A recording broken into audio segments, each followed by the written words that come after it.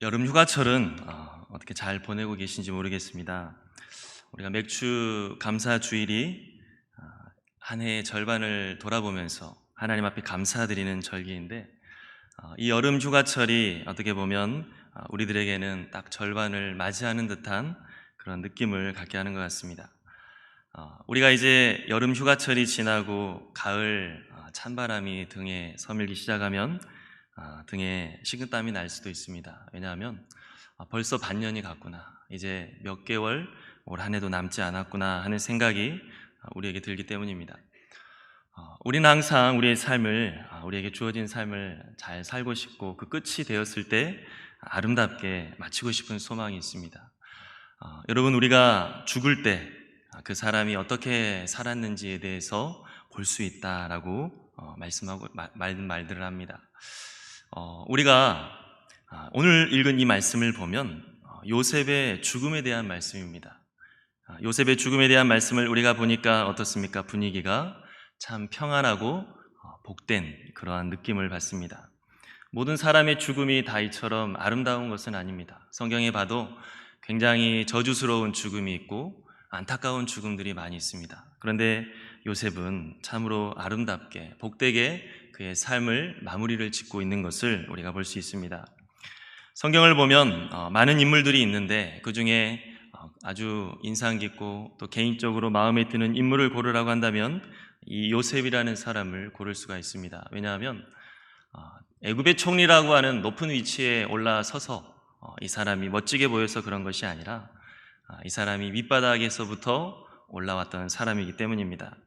요셉의 일생을 보면 온갖 우여곡절이 가득합니다. 어떤 사람은 말하기를 요셉은 이력서를 써본 적이 없다.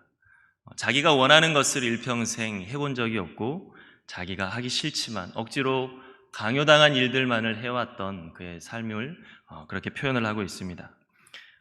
우리도 살아가면서 형통하지 못할 때가 많이 있고, 또 어려운 문제들을 많이 겪는데, 요셉은 어느 누구 못지않은 어려움들을 많이 겪었습니다. 그런데 요셉은 넘어진 채로, 그냥 그 쓰러진 채로 있는 게 아니라 거기에서부터 일어난 사람이었고, 결국에는 오늘 말씀처럼 그의 삶을 잘 마무리 지었던 사람인 것을 우리가 볼 때 요셉을 통해 많은 위로를 받고 용기를 얻는 것입니다. 오늘 요셉은 어떻게 그의 삶을 이렇게 잘 마무리 지을 수 있었느냐? 먼저 요셉은 그의 삶이 하나님이 주인공인 삶이었습니다. 우리 한번 오늘 읽은 말씀 24절을 다 같이 한번 읽어보도록 하겠습니다. 24절 시작.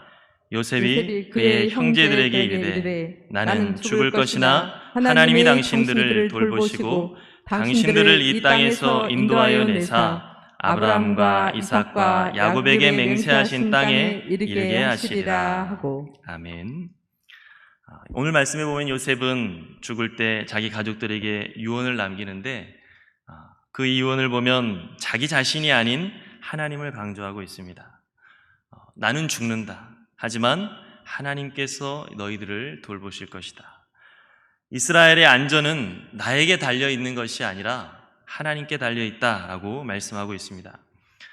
요셉이 죽게 되자 이스라엘 사람들은 불안해졌을 겁니다. 이제까지 자기들이 가나안 땅을 떠나서 애굽이라고 하는 타국에서 생활을 하고 했을 때 우리가 이렇게까지 설 수 있었던 것은 애굽의 총리까지 오른 우리의 형제인 요셉이 우리들의 방패막이 되어주었다라고 생각을 했었을 겁니다. 그런데 그렇게 의지했고 방패막으로 생각했던 요셉이 죽어버리면 이제는 누가 우리를 지켜주나, 누가 우리의 가족과 우리의 민족을 지켜주나 하고 염려되고 걱정됐을 겁니다. 그런데 요셉이 뭐라고 말합니까? 나는 지금 죽지만 하나님께서는 여전히 너희들과 함께 할 것이다. 나는 지금 죽지만 하나님께서 당신들을 돌보실 것이다 라고 이스라엘 사람들에게 하나님을 바라보라 라고 말씀을 하고 있습니다. 내가 이제까지 힘이 있어서 너희들을 지킨 것이 아니라 하나님께서 너희들을 지켜주셨다. 그래서 내가 지금 죽는 게 중요한 문제가 아니라 하나님이 여전히 너희와 함께 하신다는 것이 중요한 것이다 라고 말씀을 하고 있는 것입니다. 여러분, 우리는 얼마나 하나님을 우리들의 삶 속에서 중요하게 생각하는지 오늘 이 말씀을 통해 생각해 볼 수 있습니다.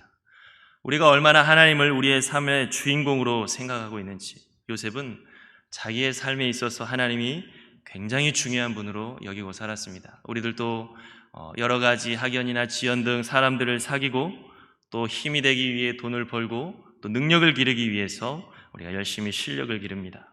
그래서 이런 것들이 우리에게 인생에 도움이 되긴 하는데, 우리가 오늘 말씀을 통해 기억해야 될 것은 어떠한 것보다도 하나님이 훨씬 중요하다라고 하는 것입니다. 우리가 성을 정말로 지키고자 하시나 여호와께서 그 성을 지키지 아니하시면 파수꾼의 수고함이 헛되다고 말씀하셨고, 여호와께서 집을 세우지 아니하시면 세우는 자의 수고가 헛되다고 성경에서는 말씀하고 있습니다. 사람이 여러 가지 마음의 경영을 한다 할지라도 그 말의 응답은 여호와께로부터 나오느니라. 아무리 사람이 계획을 세우고 아무리 사람이 능력이 있는 것처럼 보인다 할지라도 하나님이 허락하셔야 되는 것이지, 하나님이 허락하지 아니하시면 될 수 없는 것이다. 그리고 또 어떠한 어려운 상황에 있다 할지라도 하나님께서 그 사람의 손을 들어주시면 결국에는 승리할 것이다 라고 말씀하고 있는 것입니다. 요셉은 바로 이와 같은 하나님의 주권을 경험했던 사람이었습니다. 여러분, 요셉이 애굽에 팔려가고, 형들에게 의해서 애굽에 팔려가고 또 요셉이 감옥에 갇혔을 때 인간적인 방법으로는 대책이 없고 또 인간적인 방법으로는 어떠한 해결책이 없었는데 어떻게 일어설 수가 있었느냐? 성경을 보면 하나님께서 그를 형통하게 해주셨다라고 말씀하고 있습니다. 창세기 39장 3절에 보면 요셉이 애굽에 팔려가서 보디발이라고 하는 사람의 종으로서 살 때 어땠다고 그랬습니까? 여호와께서 그와 함께 하셔서 그의 범사를 형통하게 하셨다. 또 요셉이 누명을 써서 감옥에 갇혔을 때, 이제는 밑바닥이라고 생각했을 때 어떻게 그 가운데에서 일어날 수 있었느냐? 간수장이 보니까 여호와께서 요셉과 함께 하셨다. 그래서 여호와께서 그를 범사에 형통하게 하셨다라고 말씀하고 있습니다. 요셉은 이처럼 하나님이 어떠한 상황에서든 나와 함께 하신다는 것을 경험하였고, 또 하나님께서는 어떠한 상황에서도 나를 형통하게 하실 수 있다라고 하는 것을 경험한 사람입니다. 반대로 요셉은 하나님이 아닌 인간들에게서는 한계를 경험했습니다. 요셉이 가장 사랑했고 또 요셉이 가장 의지했던 사람은 그의 아버지였는데, 요셉이 아버지의 사랑을 받아서 다른 형제들보다 존귀함을 받으면서 살았습니다. 그렇지만 그 아버지가 아무리 요셉을 사랑한다 할지라도 요셉을 계속 쫓아다닐 수는 없는 노릇이고, 요셉을 어디에 있든지 간에 보호할 수는 없는 겁니다. 그래서 형들이 요셉을 팔아버리려고 할 때, 또 요셉이 애굽으로 팔려갈 때 그를 그렇게 사랑했던 아버지는 아무것도 해줄 수가 없습니다. 또 노예로 팔려가서 주인인 보디발에게 그렇게 충성을 다해서 일했습니다. 그래서 인정을 받아 가정의 총무까지 됐는데, 자기의 아내를 겁탈하려 했다라고 하는 그 오해가 생기자 이제까지 충성했던 것은 다 도루묵이 되고 요셉은 한순간에 누명을 써서 감옥에 갇히는 신세가 됩니다. 감옥 속에서는 어땠습니까? 애굽의 바로의 술 맡은 관원장과 함께 지내면서 그에게 도움을 베풀고 그가 하나님의 은혜로서 다시 한번 복직될 것을 예언했습니다. 그래서 술 맡은 관원장이 너무 기뻐서 내가 복직만 된다면, 왕 앞에 선다면 너의 누명을 내가 해결해 주겠다 하고 그렇게 약속했지만 애굽의 관원장은 나중에 복직이 된 후에 요셉의 일은 까맣게 잊어버렸다라고 했습니다. 우리들도 살아가면서 바로 이처럼 인간들의 연약한 모습들을 경험하며 살아갑니다. 한순간의 오해가 모든 것을 뒤틀어버리기도 하고, 그렇게 확고하게 다짐했던 인간의 다짐이 허망하게 사라지는 것을 우리가 볼 수 있습니다. 요셉은 이런 인생의 쓴맛을 보면서 하나님만이 내가 진실로 의지할 분이시구나 하는 것을 알게 된 것입니다. 예전에 어떤 글귀에서 인간은 기대의 대상이 아닌 사랑의 대상이고 섬김의 대상이다 라고 했습니다.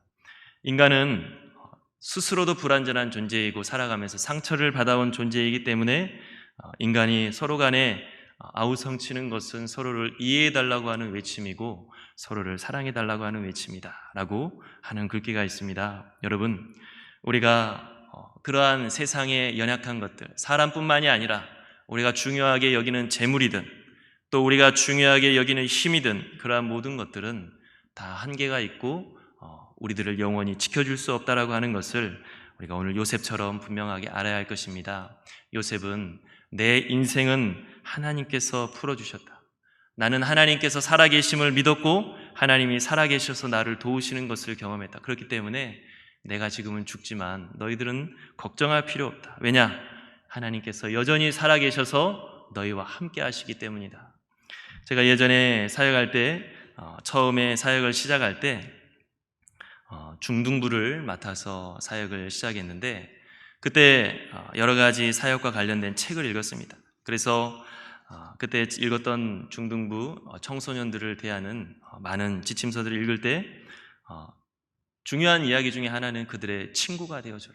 그들과 함께해서 그들의 어떠한 이야기든지 들어줄 수 있는 친구 같은 사이가 되라 하고 하는 이야기를 읽었습니다. 그래서 그렇게 되려고 열심을 다해 노력을 했었는데 그렇게 하면 할수록 뭔가 사역의 기쁨과 보람이 있는 것이 아니라 부족함을 느끼게 됐습니다. 그래서 뭐가 문제일까 하고 하나님 앞에 그것을 가지고 기도하던 중에 하나님께서 저에게 들려주신 음성이 있었는데 사역을 하는 너의 자세가 잘못되었다라고 하는 하나님의 음성을 듣게 됐습니다. 그래서 열심을 다해서 친구가 되어주려고 노력했는데 하나님 뭐가 잘못된 겁니까? 하고 하나님께 질문했을 때 하나님이 말씀하시기를, 제 마음속에 말씀하시기를, 왜 네가 그 아이들의 구주가 되려고 하느냐?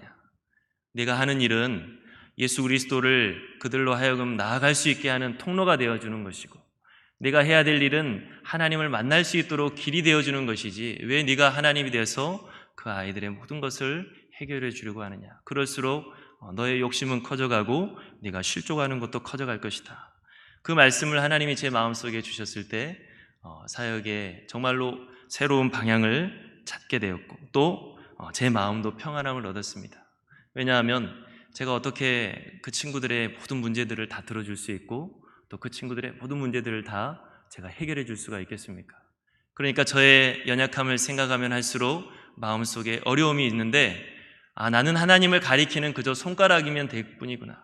나는 그저 아이들을 하나님께 소로게 해주는 중개인이면 될 뿐이구나 하는 그 마음을 가졌을 때 마음속에 교만함과 부담감을 내려놓을 수 있었고 겸손하게 그들의 어려움이 있을 때 나에게 와라라가 아니라 하나님께로 가자. 그들이 어려움에 처했을 때 나에게 호소해라가 아니라 우리 하나님께 함께 기도하자. 하나님이 너를 도와줄 것이다 라고 하는 마음을 하나님이 저에게 갖게 해주셨던 경험이 있습니다. 사역자뿐만이 아니라 우리 하나님을 믿는 모든 성도들은 바로 이와 같은 믿음이 있어야 할 것입니다. 우리가 자녀를 기를 때에도, 내가 직장 생활을 할 때에도, 내가 인간관계의 어떤 어려움이라든지 또 어떠한 큰 풍파를 만날 때에도 그 순간에 잊어버리지 않을 것은 하나님이 역사하셔야 됩니다 라고 하는 그 마음입니다. 하나님께 우리가 정말 살아계시다고 하는, 하나님이 살아계시다고 하는 믿음과 내가 하나님께 이것을 맡길 때 하나님이 이것을 해결해 주실 수 있다라고 하는 그 믿음을 우리들은 요셉을 통해서 가져야 함을 볼 수가 있습니다. 요셉은 오늘 이 유언을 통하여서 내 인생에 있어서 하나님이 얼마나 귀한지를 고백하고 있고 또 그의 백성들과 그의 자손들도 바로 그와 같은 삶을 살아갈 수 있기를 간절히 유언을 통하여서 호소하고 있습니다. 오늘 이 말씀처럼 우리들도 하나님을 우리들의 삶의 변두리가 아닌 주인공으로 모시고 살아서 요셉처럼 하나님의 손길과 하나님의 형통함을 경험하며 살아갈 수 있는 저와 여러분들이 될 수 있기를 간절히 바랍니다. 아멘. 또 우리가 오늘 읽은 이 말씀을 보면 요셉이 어떻게 그의 삶을 잘 마무리 지을 수 있었느냐? 그가 하나님의 말씀을 붙들고 살았기 때문입니다. 우리 한번 25절을 다 같이 한번 읽어보겠습니다. 시작. 요셉이 또 이스라엘 자손에게 맹세시켜 이르기를 하나님이 반드시 당신들을 돌보시리니 당신들은 여기서 내 해골을 메고 올라가겠다 하라 하였더라. 아멘. 여러분, 요셉은 이스라엘 사람들에게 유언을 남기는데 방금은 하나님을 바라보라 그랬죠. 그 다음에 뭐라고 합니까? 하나님께서 너희들을 반드시 가나안 땅에 돌아가게 하실 것이다. 그때 내 유골을 빠뜨리지 말고 꼭 가지고 가서 우리 조상들이 묻힌 곳에 나를 묻어달라라고 부탁을 하고 있습니다. 여러분, 이 유언을 보면 요셉이 얼마나 하나님의 말씀을 철석같이 믿고 있는지를 볼 수 있습니다. 하나님께서 우리 아브라함과 이삭과 야곱 조상들에게 이 가나안 땅을 주신다고 약속하셨다.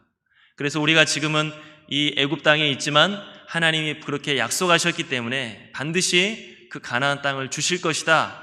그 요셉은 분명한 믿음이 있었다고 하는 것이죠. 그래서 그 날이 이루어지면 내 해골을 여기다가 그냥 놔두지 말고 나도 내 조상들과 같이 묻힐 수 있도록 반드시 내 유골을 가지고 가라라고 그의 유언을 하고 있는 것입니다. 여러분, 요셉이 어떻게 그의 인생을 아름답게 마무리 지을 수 있었느냐? 그는 하나님의 말씀을 진실로 붙들고 살아갔던 자였기 때문입니다. 하나님께서 그에게 약속하셨던 그 말씀을 허투루 듣는 것이 아니라 진실로 이 말씀은 이루어질 말씀이고 나를 살리는 말씀이다라고 하는 진실된 믿음이 있었습니다. 우리가 하나님의 말씀을 믿으면 우리의 삶이 어떻게 바뀝니까? 먼저 인내할 수 있습니다. 여러분, 우리가 인생을 쉽게 포기하는 이유는 소망이 느껴지지 않을 때입니다.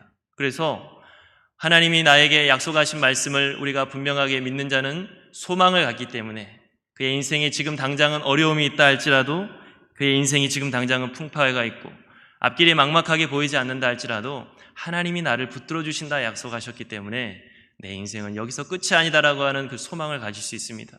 그리고 그 소망을 우리가 가지게 될 때 쉽게 포기하지 않을 수 있고 인내할 수가 있는 것이죠.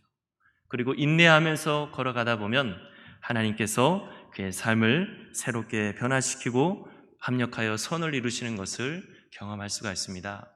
우리가 여러분들 잘 아실지 모르겠지만 전신의 화상을 입은 이지선 씨라고 하는 분이 계신데 그분은 전신의 화상을 입었습니다. 그런데 그분이 써놨던 그 홈페이지의 글들을 옛날에 한번 봤을 때 이런 글이 있었습니다.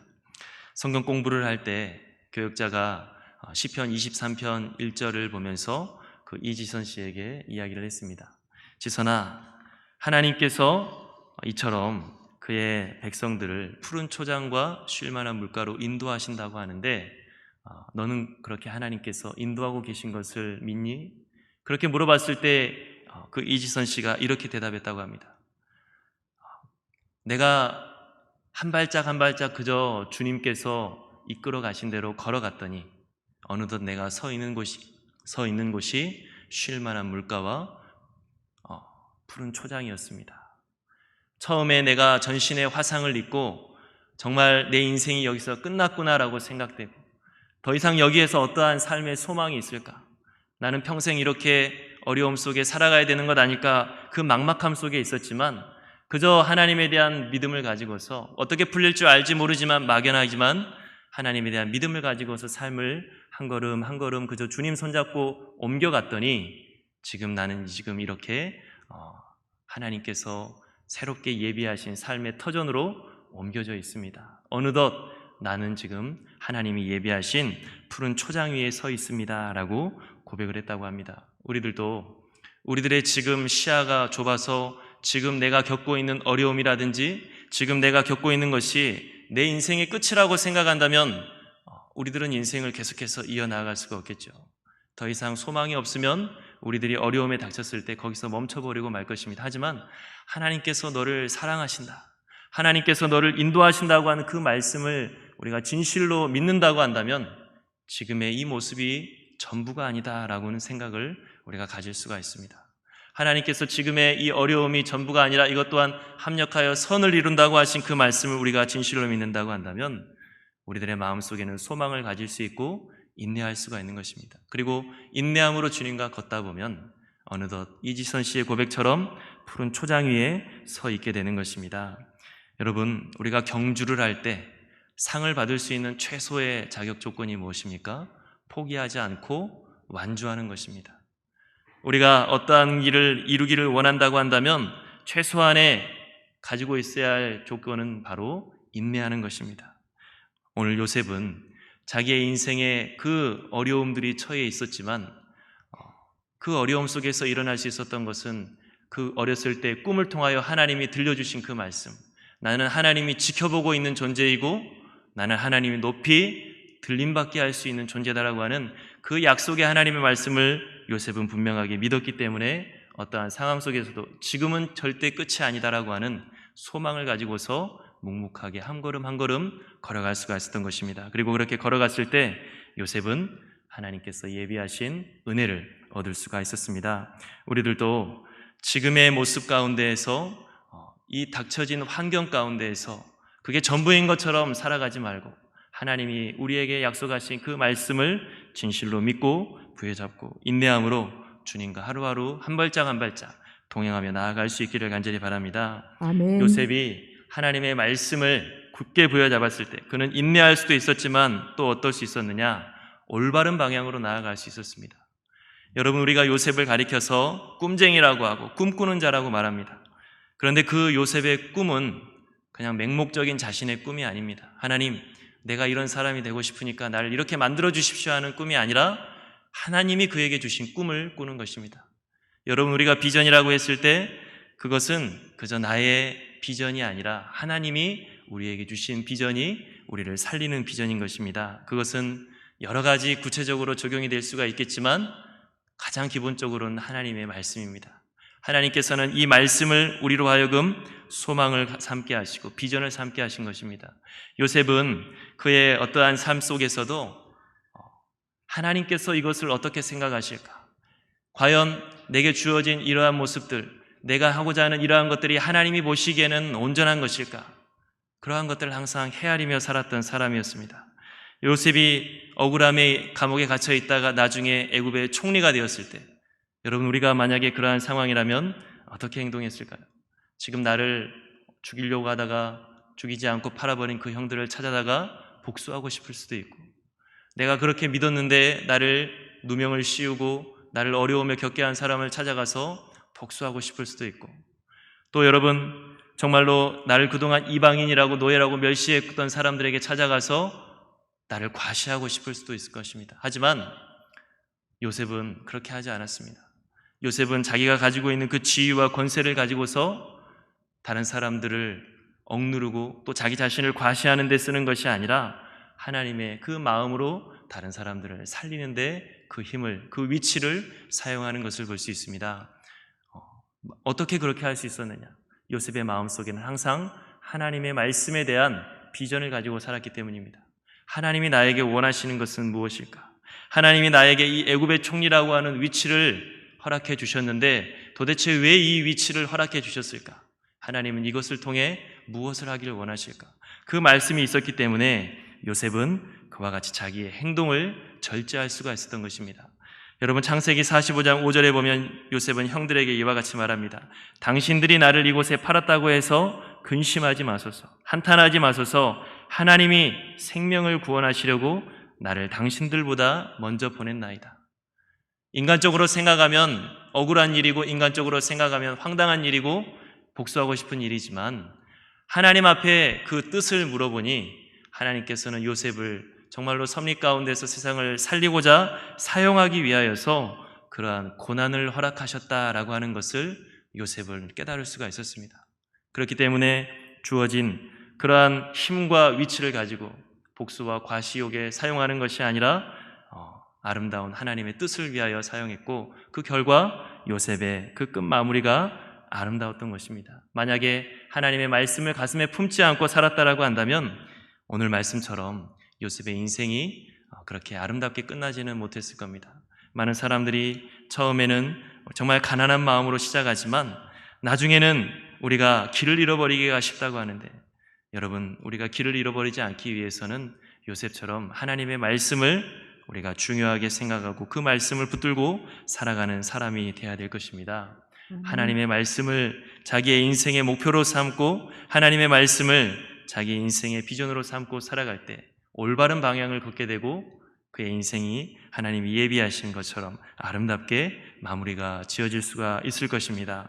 오늘 우리가 이 요셉에 대한, 이 유언에 대한 말씀을 다시 한번 살펴보면서 주님, 우리의 인생을 아름답게 살고 싶습니다. 주님, 우리의 인생을 잘 마무리하고 싶습니다. 어떻게 해야 됩니까? 하고 물어볼 수 있는 저와 여러분들이 될 수 있기를 바랍니다. 아멘. 요셉은 하나님을 자기의 인생의 주인공으로 모시고 살았던 사람입니다. 하나님을 그저 믿는 것이 아니라 그분은 진실로 살아계시고 그분은 진실로 나를 붙드실 수 있다라고 하는 믿음이 있었기 때문에 어떠한 상황 속에서도 인내할 수가 있었고 포기하지 않을 수 있었습니다. 그리고 하나님께서 나에게 약속하신 그 말씀을 부여잡고 있었기 때문에 어떠한 상황 속에서도 소망을 가질 수 있었고 또 그 말씀 중심으로 살아서 길을 잃어버리지 않고 올바른 방향으로 살아갈 수가 있었던 것입니다. 우리들도 삶의 문제가 생겼을 때 수많은 문제의 원인은 실상 우리가 길을 잃어버렸을 때가 너무나 많이 있습니다.